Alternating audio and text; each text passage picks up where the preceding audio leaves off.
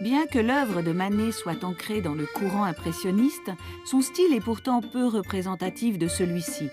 Son œuvre, visionnaire et unique, provocatrice et stimulante, se distingue de celle de ses contemporains. Édouard Manet est issu de la bourgeoisie parisienne du 19e. Bien que fort instruit, il ne brille pas particulièrement au sein de son académie, mais il montre une attirance certaine pour le dessin et les arts. Destiné à une carrière dans la marine, le jeune Manet saisit l'opportunité de rejoindre le peintre conservateur Thomas Couture, dont il reçoit un enseignement complet sur le dessin et la peinture. Durant les années 1850, ses voyages en Italie, Hollande, Allemagne et Autriche lui font découvrir les œuvres de grands maîtres au travers de parfaites copies. Manet est l'élève de Thomas Couture pendant 6 ans et développe un style se rapprochant de celui de son maître, comme sur cette toile de 1855-56, Portrait d'Antonin Proust. Proust et Manet sont des amis d'enfance. Dans les années 1850, les deux sont élèves de Couture et c'est à cette période que Manet peint le portrait de son ami.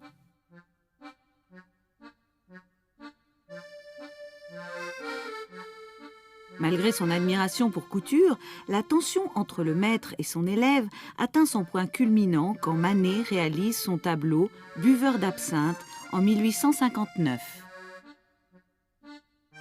Même influencé par ses maîtres, Manet pense que l'art se doit de refléter les idées et les tendances du présent plutôt que celles du passé. Il cherche à suivre les préceptes de Baudelaire, qui décrit le réalisme contemporain comme étant le témoignage de la vie moderne. Inspiré d'un passage des Fleurs du Mal de Baudelaire, Manet peint le portrait d'un chiffonnier alcoolique. Appuyé contre un mur, son verre posé sur le côté, le personnage a le regard perdu dans le lointain. La bouteille vide à ses pieds renforce le côté tragique de la toile. Couture, malgré son libéralisme, rejette le réalisme en bloc. Mais Manet espérait que Couture comprendrait le style réaliste de sa toile. Mais lorsqu'il la montre à son maître en guettant son approbation, il réalise son erreur de jugement. La phrase de Couture tombe comme un couperet. « Je ne vois là qu'un vulgaire buveur d'absinthe et un peintre qui glorifie cette démence. » Cette peinture signe la rupture définitive entre Manet et Couture. Portrait de Manet, 1867, Fantin-Latour. Manet est souvent vu comme un être tout en opposition, souvent en paradoxe avec son caractère profond. C'est un penseur fortement indépendant et révolutionnaire, courageux, avec le désir d'être reconnu. Tout son parcours artistique témoigne de sa lutte pour exprimer les différentes facettes de sa personnalité. Il rompt avec Couture, dont le jugement désapprouve sa vision artistique naissante. Le jury du Salon de 1859 rejette aussi son buveur d'absinthe. Manet choisit alors de peindre pour la prochaine exposition un sujet moins controversé. Portrait de Monsieur et Madame Manet, 1860. L'année suivante, Manet présente ce double portrait de ses parents. Il est accepté et accroché au Salon de 1861. À travers ce tableau, l'artiste crée un nouveau courant de peinture qui illustre la bourgeoisie austère du Second Empire. Le père de Manet, Auguste Manet, est un juge et haut fonctionnaire du gouvernement. Sa mère, Eugénie Désiré, fille d'un diplomate, est une musicienne amateur. Manet reçoit une éducation privilégiée qui lui apporte une culture exceptionnelle et une grande connaissance sur la littérature et la musique. Le chanteur espagnol de 1860 est proposé au salon de cette année-là et accepté. Après l'échec du buveur d'absinthe, cette peinture au caractère espagnol offre à Manet gloire et bonne critique. Une médaille lui est décernée, ce qui le distingue auprès des critiques. Manet commence à se faire une réputation. Il pense que le public accueillerait mieux ses toiles de l'école espagnole. Il ne se trompe pas. La grandeur du tableau, ses couleurs vives et le charme du personnage séduisent le public et les critiques louent l'observation aiguë de l'artiste sur la vie réelle et le costume exotique et pittoresque du modèle. Étonnamment, aucun critique ne semble avoir décelé chez Manet une innovation de style. La suppression des demi-teintes nous pousse à regarder les tableaux Le chanteur espagnol et Portrait de Monsieur et Madame Manet comme un préambule au développement à venir de l'art du XIXe siècle. Au lieu de rester dans les tons au creux de la vieille école ou comme Manet le décrit, les tons de soupe, bien aimés par les artistes exposés au salon, ce guitariste, mangeur d'oignons et buveur de vin, baigne dans une lumière discordante et crue qui le rend étonnamment réel. Un matador ou le matador saluant, 1866-1867.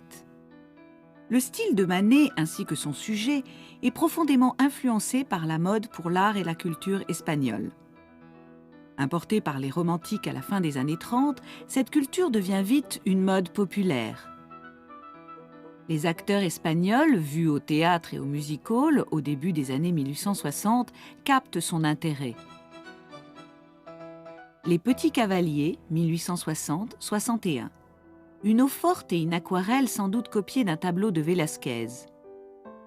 Sa sensibilité à reproduire, conjuguée à son intérêt pour les peintures espagnoles de Velázquez ou Goya, entraîne une série de toiles hispaniques.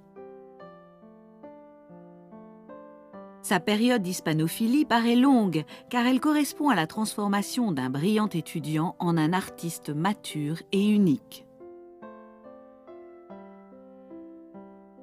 L'intérêt de Manet pour les œuvres du maître espagnol du XVIIe siècle Velázquez est frappant dans cette toile « L'enfant à l'épée » de 1861. Léon Coelho Lenoff, qui est probablement le propre fils de Manet, sert de modèle et est peint dans le costume de page de l'aristocratie de l'époque. Le ballet espagnol, 1862. Baudelaire, l'ami de Manet, à cette époque, dit avoir une grande admiration pour les compagnies espagnoles se produisant en ce temps-là à l'hippodrome de Paris. Pour cette peinture, Manet fait un croquis préliminaire à l'aquarelle et à la gouache. Cette toile étonnante de fraîcheur, de dynamisme, de couleur et de toutes les valeurs à la mode témoigne du grand talent de l'artiste et de son esprit rebelle. Malgré son désir de plaire, Manet défie néanmoins toutes les conventions, s'exprimant librement et sans inhibition. Après avoir peint la troupe, il demande plusieurs fois à Lola de Valence, première ballerine de la compagnie, de poser pour lui. Ce portrait, Lola de Valence de 1862, reste l'un des plus beaux et des plus saisissants tableaux de Manet. Jamais il ne se surpasse à ce point dans les couleurs qui apparaissent ici dans tous leurs éclats. L'artiste, dans une réalité criante, représente Lola entrant en scène, frappant le public par son charisme. Si cette composition rappelle celle de Goya, néanmoins la peinture de Manet insiste spécialement sur la danseuse, qu'il peint avec sa sensibilité et son observation personnelle, un éloge sur l'art moderne. Mademoiselle Victorine en costume d'espada, 1862. Le modèle, Victorine Meur, pose pour lui à partir de cette année. Elle porte un costume espagnol, cousu certainement par un tailleur espagnol à Paris. Le fait qu'une femme porte un costume d'homme et des chaussures anachroniques pour la tauromachie ne laisse aucun doute sur le caractère fictif de la composition. Jeune femme reposant en costume espagnol, 1862. On reconnaît dans cette femme portant un costume masculin espagnol l'amie et la maîtresse de Manet, Nadar.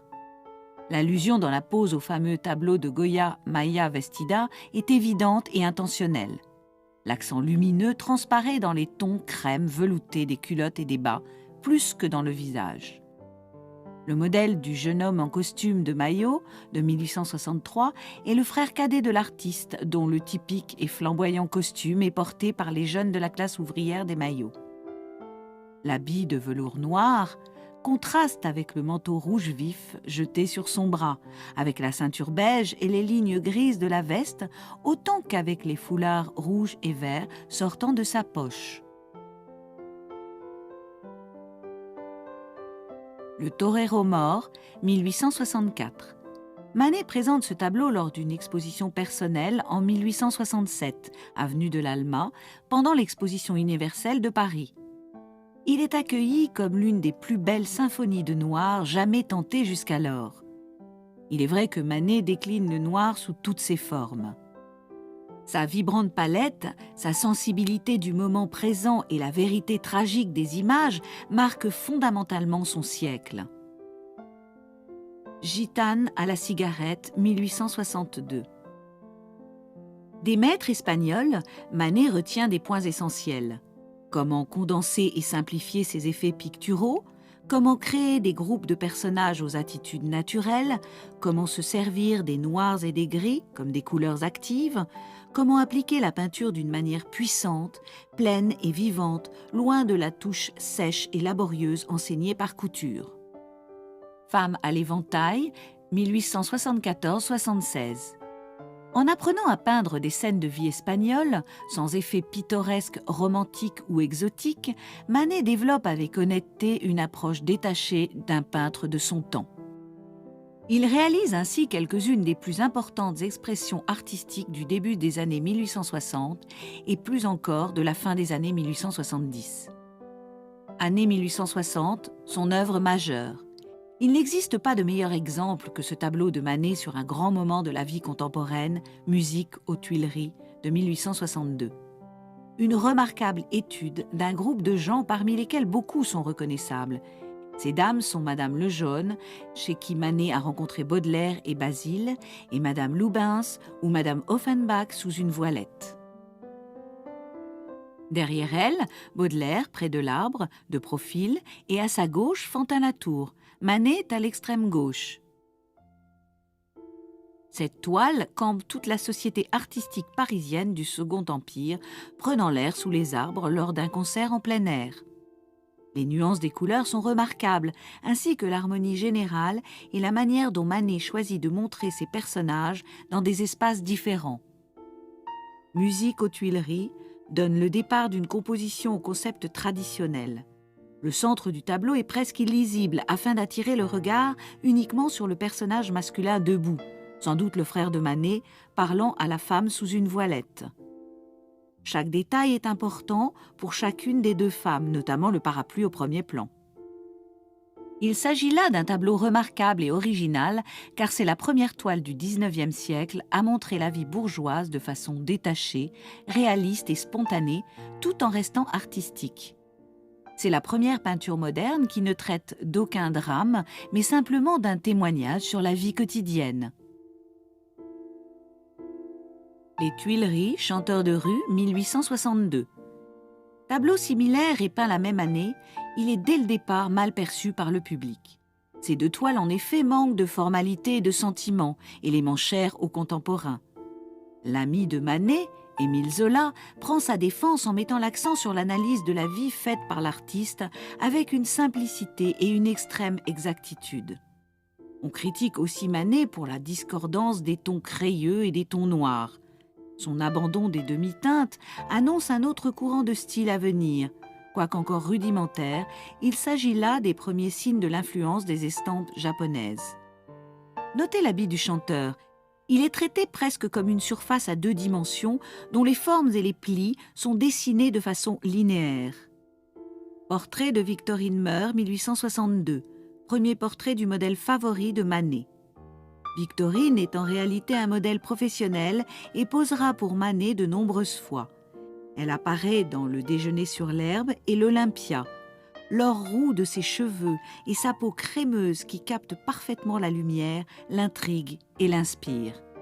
Le noir pur du collier tranche lourdement sur cette étude expérimentale. Très vite, Manet apprend à maîtriser les jeux d'ombres et de lumière. Sur des toiles importantes, comme l'Olympia et le Fifre, nous voyons ses essais d'aplanir les formes ainsi que d'autres caractéristiques spécifiques de l'art japonais. Bien qu'utilisés avec discrétion, ils deviennent des effets de style dominant. Vue de l'exposition universelle, 1867. Fin 1862, Manet a de nombreuses raisons d'être satisfait. En un an, il réalise une douzaine de tableaux de plus ou moins grande envergure et parvient à changer sa peinture timide en une peinture puissante au style souple et personnel. Il découvre aussi comment immortaliser sur un tableau la vie de sa ville et de son époque.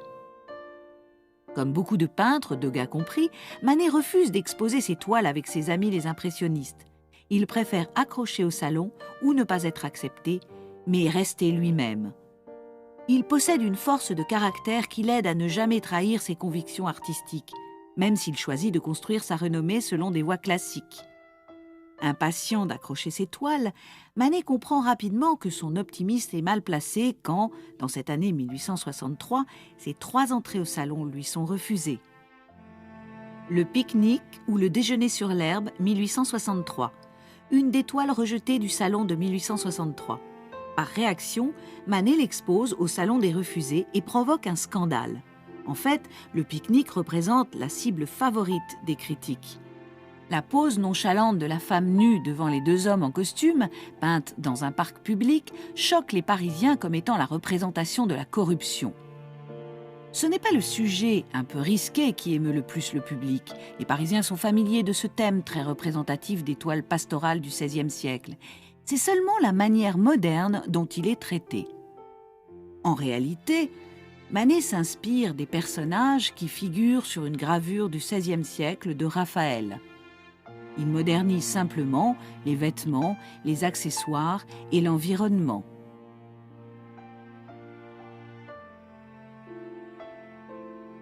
Après le pique-nique, Manet peint l'Olympia en 1863, qui reste considéré comme son chef-d'œuvre. L'artiste parvient, après un laborieux travail de synthèse, à trouver cette puissance et cette originalité de style qui annoncent les merveilles artistiques du XXe siècle. Olympia surpasse de beaucoup le pique-nique. Les formes sont plus aplanies et simplifiées. Le bouquet et le vêtement de la servante sont légèrement détaillés et se dessinent sur un arrière-plan noir. Malgré l'effet de manque de relief, le délicat tracé des contours et l'épaisse peinture crème donnent une merveilleuse envie de caresse et une densité charnelle au corps de la jeune femme. Toutefois, cette toile provocante rencontre aussi des critiques acerbes lors de son accrochage au salon de 1865. Les peintures de Manet sont souvent critiquées pour leur côté plat et leur monotonie. Il s'agit cependant d'une volonté de l'artiste. Il tient à s'éloigner des jeux de lumière de Courbet qui provoquent un profond modelé pour se diriger au contraire vers de délicates formes émergeant de l'ombre et de la lumière.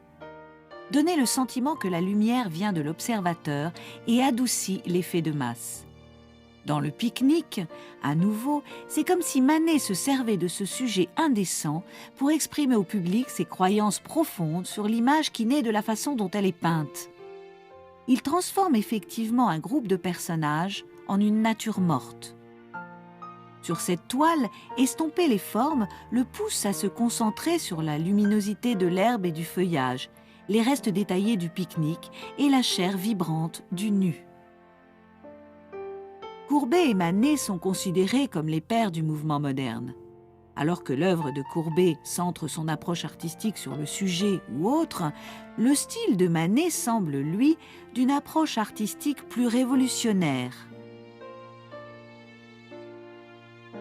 L'habileté de Manet à se servir avec imagination de divers styles et de les adapter à son propre style inspire Degas, les impressionnistes et les post-impressionnistes à venir, tels que Gauguin, Toulouse-Lautrec et Van Gogh, leur donnant ainsi les moyens de se sortir des barrières académiques dans lesquelles l'art européen est condamné. Bien sûr, tout cela est pour l'avenir. Après le salon de 1865, Manet, en butte à trop de railleries, fuit en Espagne. Velázquez, Pablillos de Valladolid, 1632. Son séjour en Espagne lui permet d'étudier plus profondément l'œuvre de Velázquez. Ses portraits servent de catalyseur sur ses peintures à la seconde phase de cette grande influence espagnole.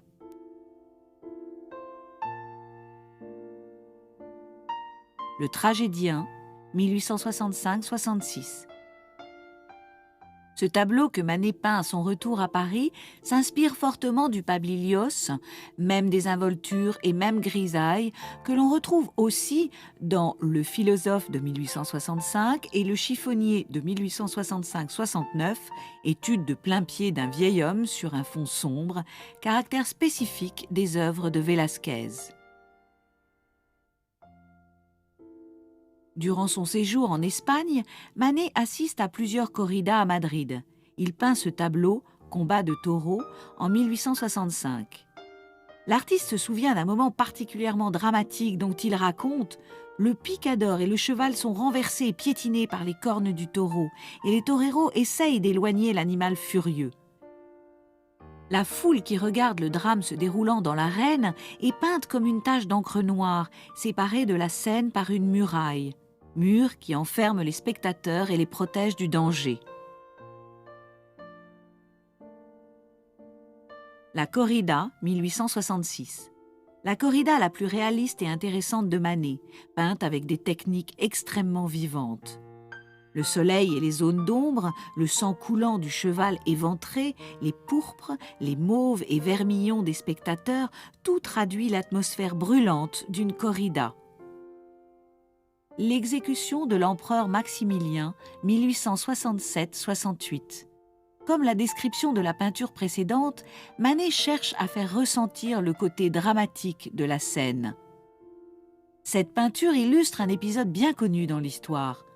Quand Napoléon retire son armée du Mexique en 1866, Maximilien, l'empereur français pendant l'occupation, est capturé plus tard et condamné à mort pour les exécutions qu'il avait ordonnées. Les soldats viennent de tirer. Les bustes de Maximilien et de ses deux collaborateurs disparaissent sous la fumée. À droite, un soldat se prépare à porter le coup de grâce. Les funérailles, 1867-70. Cette scène se passe sur la butte Mouffetard, au sud de Paris.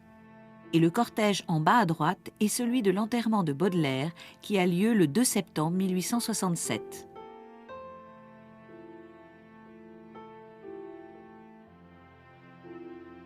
En 1867, Manet soumet sans succès au jury du Salon ses tableaux Le Tragédien et Le Fifre, tous deux peints en 1866. Dans un premier temps, Manet inonde sa toile de lumière.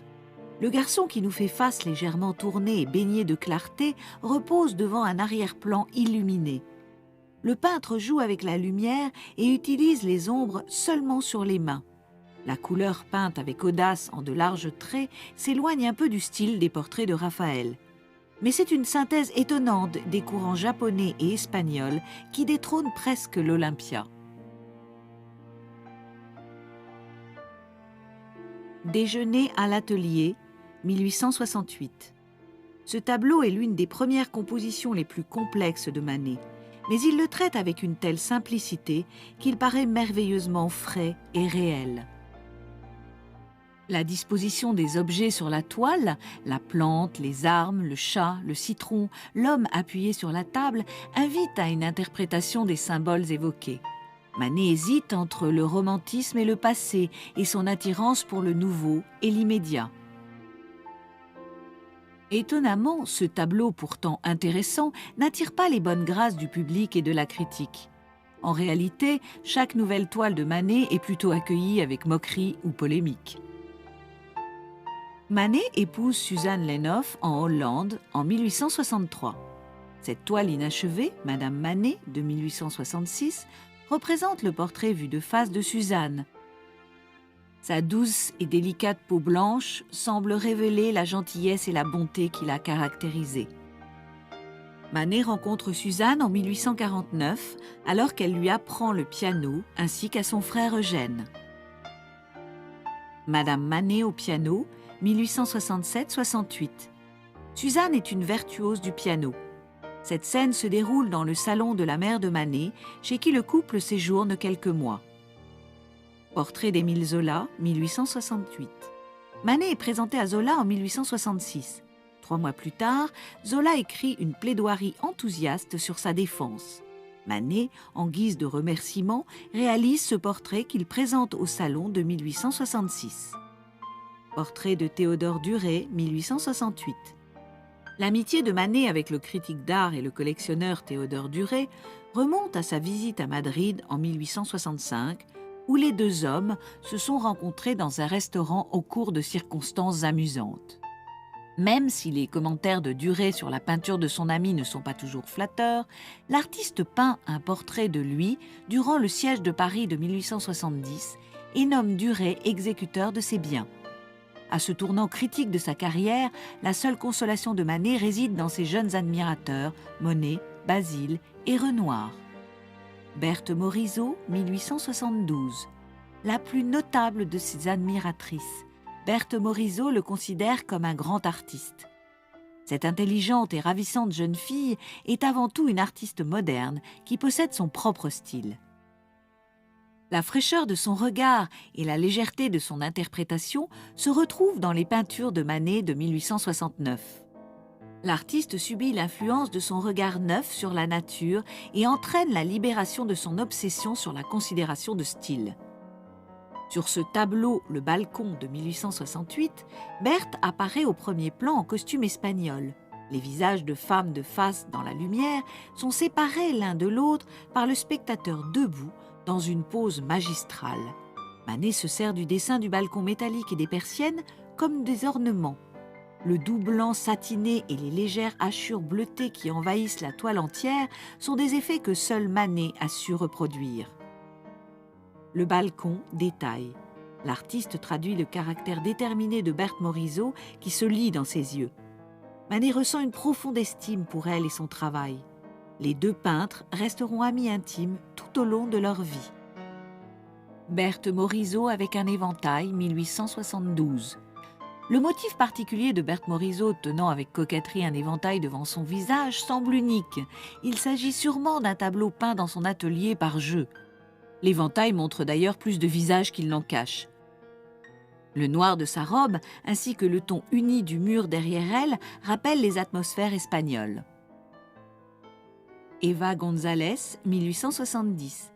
La seule élève que Manet ait vraiment formée. Il la représente dans son atelier, peignant une nature morte.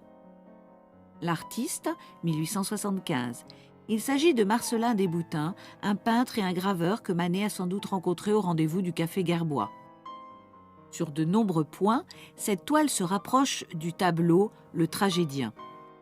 Mais les coups de pinceau moins denses, les couleurs plus brillantes et l'ensemble moins sévère accentuent le caractère sympathique et solennel de Desboutins. Fait en 1876, ce petit tableau rapidement peint en une seule pose est le portrait de son ami intime et poète Stéphane Mallarmé. Manet réalise de nombreuses scènes marines. La bataille du Kearsarge et de l'Alabama, 1864. Le navire Alabama coulant est peint avec tous les détails d'un navire-école. Mais la lumière chromatique de la peinture et les gris de la fumée de l'explosion sont traités avec une grande maîtrise qui rend la scène presque réelle. Le bateau à vapeur, une marine ou une vue sur la mer, temps calme, 1864-65. L'inspiration des peintures sur bois japonaises donne à cette marine ce côté abstrait. À cette époque, elle circule dans Paris et Manet reconnaît en posséder quelques-unes. Clair de lune sur le port de Boulogne, 1869. L'artiste peint cette toile lors d'une visite sur les côtes normandes. Il choisit une scène de nuit mystérieuse au clair de lune laiteux, chère à la tradition hollandaise et flamande. Le groupe de femmes à gauche semble attendre le retour d'un bateau de pêche. Parfois, Manet peint avec épaisseur, laissant les marques de la brosse clairement visibles. La surface plus empâtée au niveau de la lune et de sa lumière est le résultat de nombreux essais. Plage de Boulogne-sur-Mer, 1869. Dans la carrière de Manet, cette peinture marque le début de sa phase de son rapprochement aux impressionnistes. Période qui atteint son point culminant dans ses paysages au bord de l'eau, réalisés en 1874, souvent d'ailleurs en présence de Monet. Le port de Bordeaux, 1871. Pendant la guerre franco-prussienne, Manet rejoint sa famille qui s'était réfugiée avec des amis dans le sud-ouest de la France. C'est pendant cette période qu'il loue pour un mois une maison près d'Arcachon sur l'Atlantique. Venu à Bordeaux pour quelques papiers, il peint cette vue sur le port avec la cathédrale Saint-André en arrière-plan. À la plage, 1873. L'été 1873, Manet et sa famille passent 3 semaines à Berck-sur-Mer. Suzanne Manet, lisant, et son frère Eugène, époux de Berthe Morisot l'année suivante, lui servent de modèle. Quelques grains de sable mélangés à la peinture semblent prouver que cette toile est faite sur place. L'horizon élevé, le petit trait bleu clairement défini, rappellent la composition des estampes japonaises.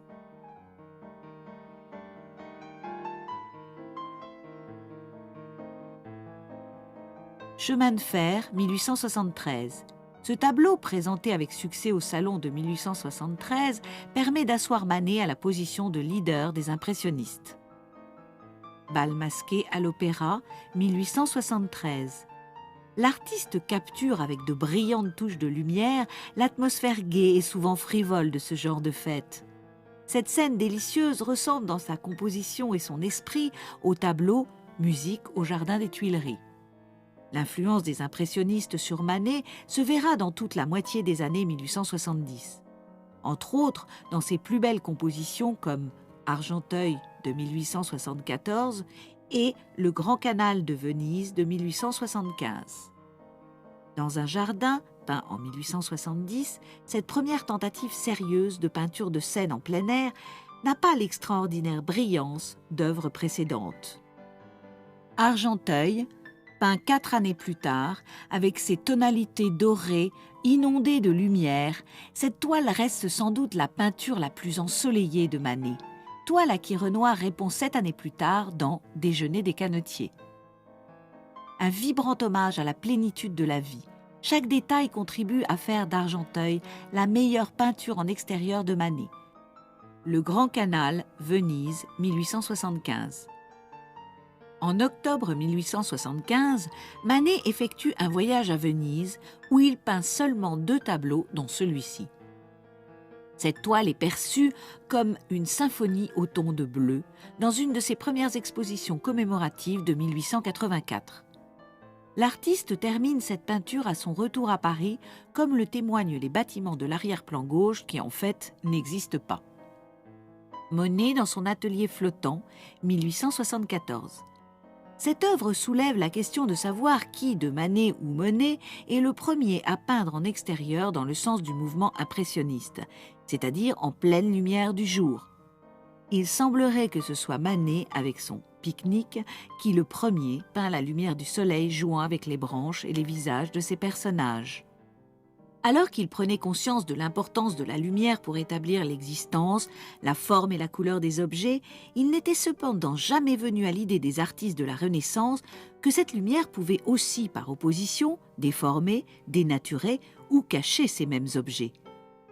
Là réside la distinction essentielle de ce nouveau courant de peinture. Canotage, 1874. Cette peinture doit représenter véritablement une scène de la vie moderne. La composition, audacieusement coupée afin que seule une partie du marin soit visible, laisse à penser que l'observateur se trouve sur le bateau.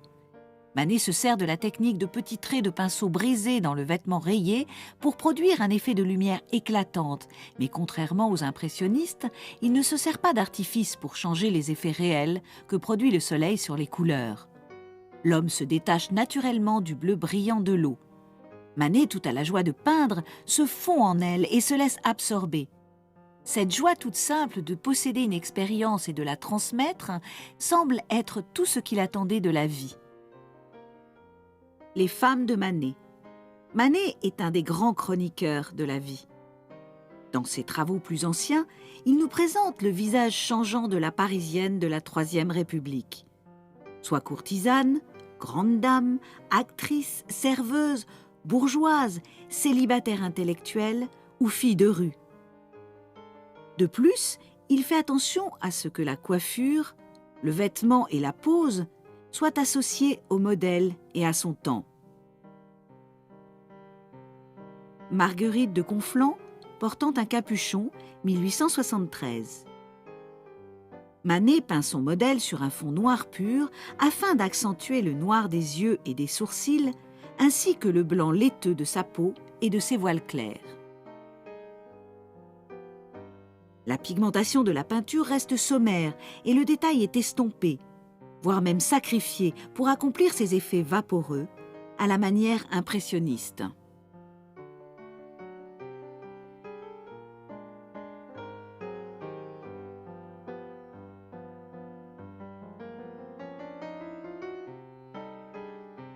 Baigneur, 1874 ou 76.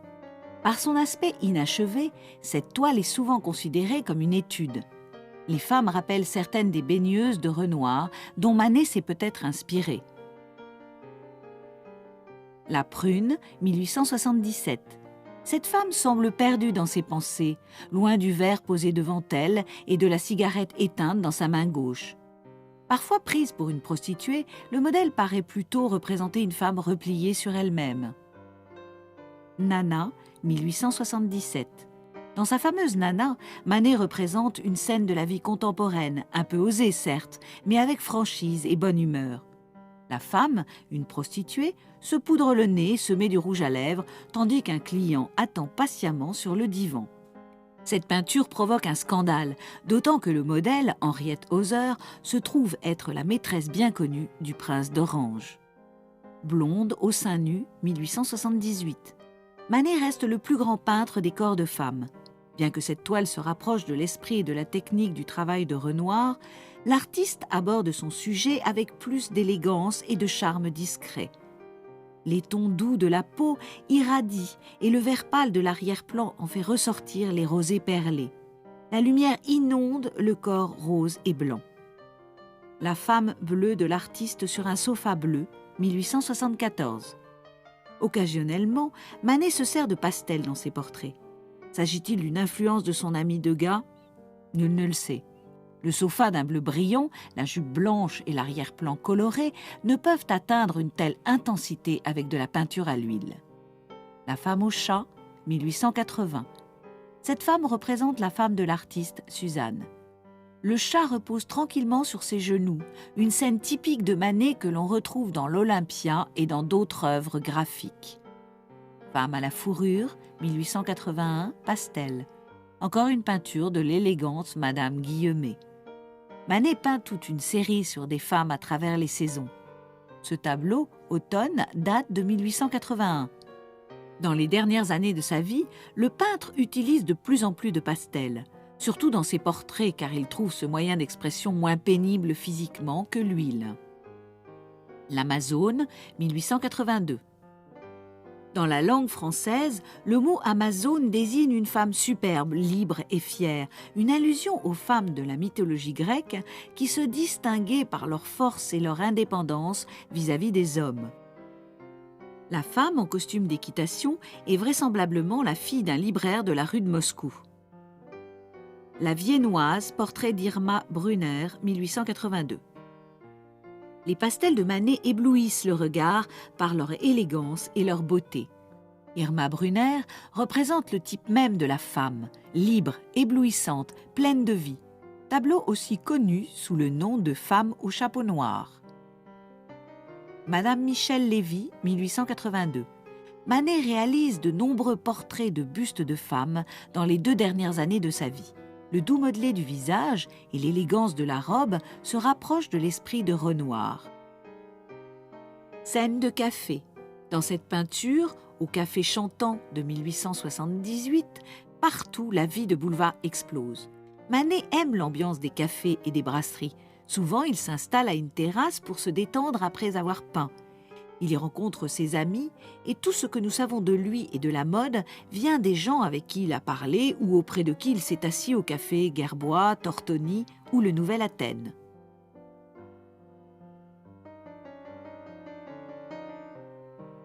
Cette femme, habillée à la mode, qui lit son journal dans un café, le journal illustré de 1878-79, est une scène plus rare des reproductions du peintre, qui habituellement montre plutôt des gens de classe plus basse.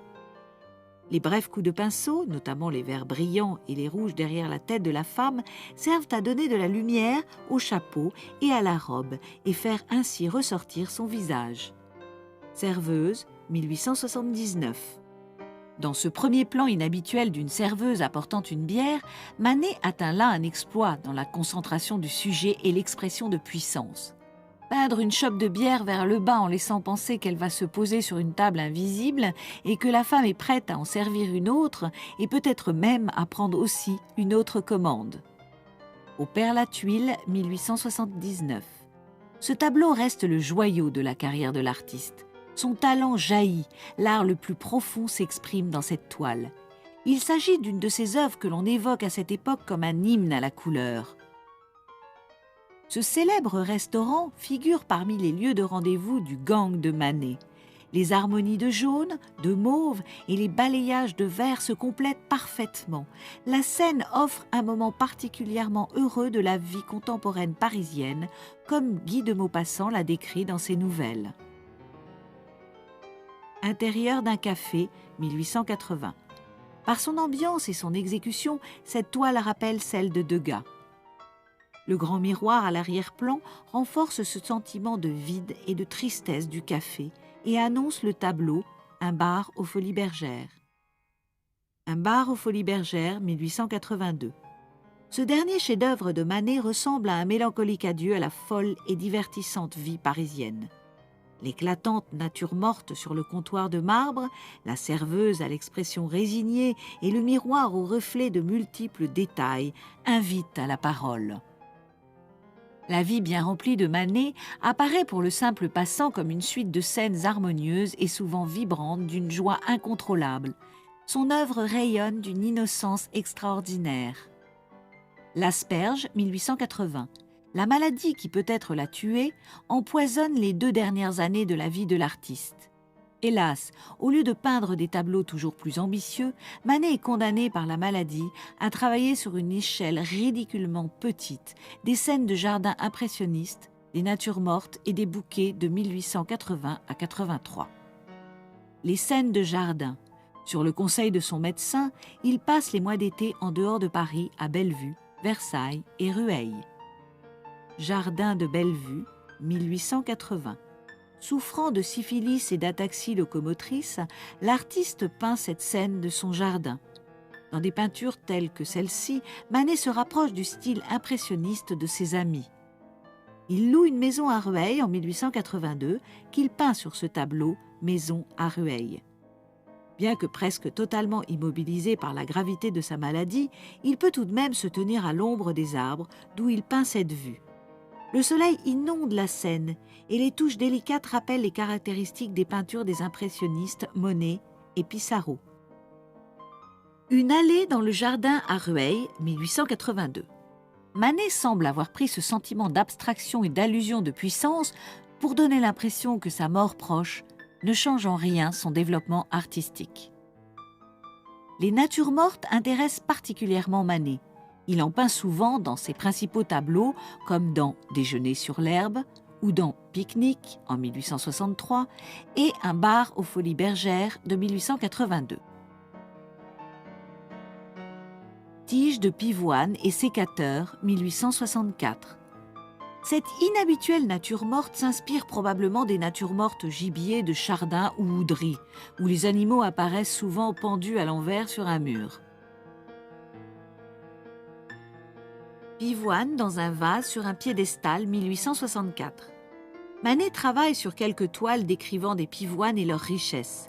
Il semble apprécier la nature, mais de façon sélective, arrangée et cultivée. Il pose le sécateur qui servit pour couper les fleurs comme une arme menaçante. Nature morte avec anguille et rouget, 1864.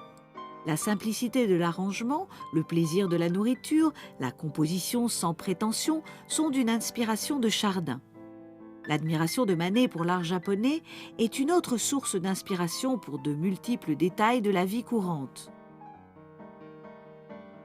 Dans Nature morte à la carpe de 1864, l'une des plus accomplies de Manet, le toucher est ferme, impérieux. Dans ses précédentes œuvres, il suit encore les préceptes de la vieille école. Il traite chaque objet séparément, les faisant ressortir sur un arrière-plan noir, alors que les impressionnistes englobent leur objet dans la lumière du jour qui les entoure. Fruits sur une table, 1864. La simplicité inhérente et son exécution provoquent toute l'élégance de cette nature morte. La nappe blanche et l'arrière-plan noir servent de feuilles de papier pour les objets, les formes et les couleurs. Manet est moins intéressé par leur présence que par la composition, l'harmonie des couleurs, l'épaisseur de la peinture et ses coups de pinceau. Œillet et clématite dans un vase de cristal, 1881. Vers la fin de sa vie, Manet peint des natures mortes de fruits et de fleurs. Il peint les pêches, les prunes, les pommes, les fraises, les tulipes, les œillets et les clématites, mais plus que tout, il peint des lilas et des roses. Il trouve plus reposant de stopper ces grandes toiles qui le fatiguaient pour ses petites études. Ces dernières se révèlent son meilleur travail au pinceau. Elles représentent un changement par rapport à ses peintures plutôt stéréotypées des pivoines exécutées en 1864, tout comme son poisson admirable et ses études de fruits. Les adroits coups de pinceau définissent les blancs transparents ainsi que le vert des tiges des fleurs. L'arrière-plan légèrement violacé qui se reflète dans le vert traduit la transparence du vase. Quelques décorations dorées de petites touches jaunes ajoutent une note complémentaire au vert. Roses et tulipes dans un vase, 1882. L'atelier de Manet est toujours rempli de fleurs, mais jamais autant que dans les dernières années de sa vie. Comme il était connu que leur présence lui faisait plaisir, il recevait tous les jours un bouquet. Ce mélange de roses et de tulipes est peint dans les derniers mois de sa vie. Une composition toute simple, reposant contre un arrière-plan foncé. Rose et lilas blanc dans un vase, 1882-83. Ces peintures de fleurs rappellent l'art japonais dans leur hommage à la beauté de toutes plantes ou fleurs. Dès qu'ils sont peints, rose et lilas deviennent immortels, l'éphémère devient éternité. Lilas blanc, 1883. Posés dans un vase transparent comme œillet et clématite dans un vase de cristal, cette fois les lilas blancs sont soigneusement arrangés. Le blanc éclatant des pétales s'harmonise avec le vert, mais il s'oppose à l'arrière-plan sombre.